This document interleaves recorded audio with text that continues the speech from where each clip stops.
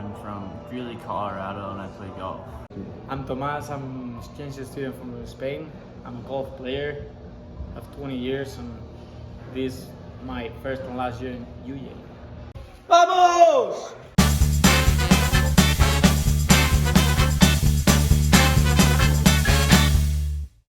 I picked Jamestown because of the campus, the community built within it, and the nice facilities here. So in Spain we don't have college sports, so playing golf is pretty difficult because you have to play by yourself. So I decided to come to the States in COVID time. So when I decided to come to the States, I didn't have a lot of options from universities. And then I saw Jamestown, it was one that I had.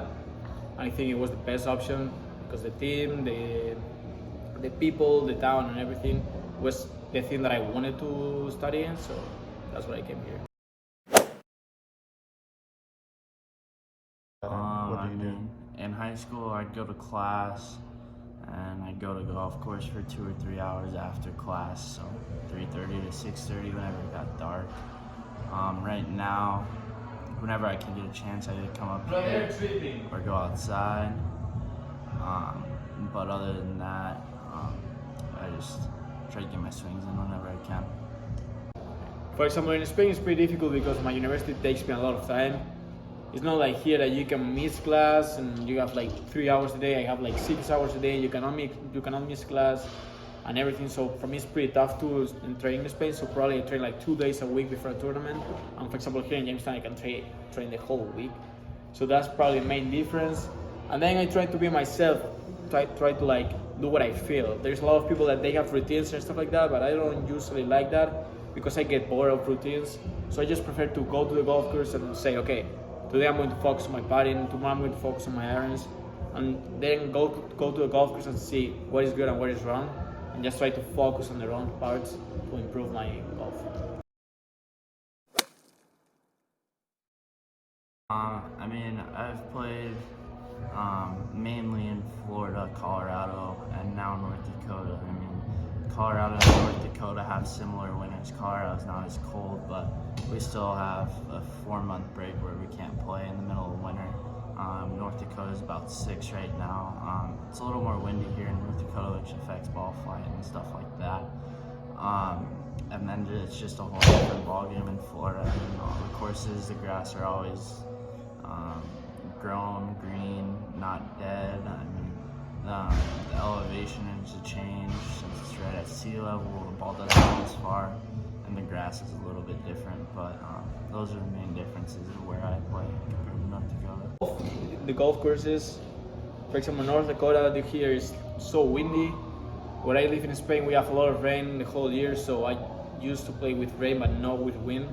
So it's a different type of golf. And for example, here the golf courses are longer than in Spain, but they are not the narrow that we have in Spain, so it's pretty different. So typically before a golf tournament, depends. I'll wake up, eat breakfast. Sometimes it'll be pancakes from McDonald's, sometimes it'll be waffles at a hotel. Typically I try to get some type of meat, maybe sausage or something like that. Then I'll go to the course, I'll start warming up, I'll hit some wedges, and then I'll hit some 9-7 irons, just to get the feel of my swing, how it's going that day, and then I'll hit probably, I don't like to hit too many drivers on the driving range before a golf round, but I probably hit 5 or 6.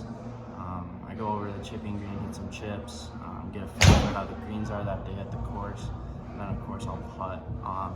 I typically like to warm up starting an hour before our tee time. When I got a tournament, what I usually do is not listen to music, like music that is around your head. So 2 days before the tournament, I stop like listening to that kind of music that is going to be around my head because I want to be focused on the golf tournament and not be thinking on other stuff. So I just probably listen to music to concentrate myself and to keep focusing. And that's probably the main thing that I do. Then like go to the driving range, everything, putting, training before the tournament, warming up, and then like wishing good luck to everyone.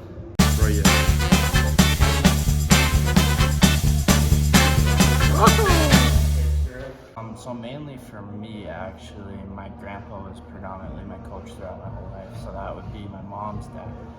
I mean, he's coached college golf at University of Wyoming for 20 years, was a head pro at a good golf club in Wyoming, as well as Northern Colorado for 8 years head coach. So, I mean, me and him have a close bond. He tells me how it is. If I'm doing something wrong, he'll tell me straight up. Won't give me any slack. And all he wants me to do is compete. So, whatever puts me in that right position is what he wants me to do to be able to compete better, and that's one of the main things he's taught me through golf. I feel like it just brings us closer, honestly. I mean, when I didn't play golf, I mean, I'd still see my grandpa and everything, but since he started coaching me and helping me be a better golfer, I mean, we go play golf, eat lunch, maybe give a lesson, then eat dinner, and just hang out for the whole day in the middle of summer when I'm practicing for the next golf season here in college. But overall, I'd say there's no butting heads in the coaching aspect and the family aspect or anything like that. My father, we started playing golf when I was 6. And my father is not like my golf coach, but for example, I'm going to be honest, I have no idea about shafts, the golf clubs or everything, so he fixed everything for me. So I just play golf, I'm like just the player, and my father is like my back, covering everything. But then I usually train with pros in Spain, and I have another golf coaches that I have during my life. But my father probably is the main reason I'm playing golf right now. Without him, probably I could be playing another sport, 100%. I mean, we all get mad at each other when we play bad or when we have a bad tournament, but I have a lot of good times too. We have won a lot of tournaments with my parents looking at me, with other people. So, I mean, golf is good, bad experiences. You cannot get one bad experience and stop playing golf. You just have to keep going and keep playing. I mean, for example, the influence on soccer that I had was my grandfather. He wanted me to be a soccer player because he loved soccer in the time. And my father really didn't want me to play soccer. So when I got an injury in my knee, my father told me like I had to stop playing soccer because when you have injuries in your knee, you're going to have injuries over and over. So I stopped playing soccer when I was 14, 15 years old and started playing golf seriously, like focusing only on golf. I was playing golf since I was 6, so 8 years. And right now I have like 6 years, 5 years without playing soccer and just focusing on golf.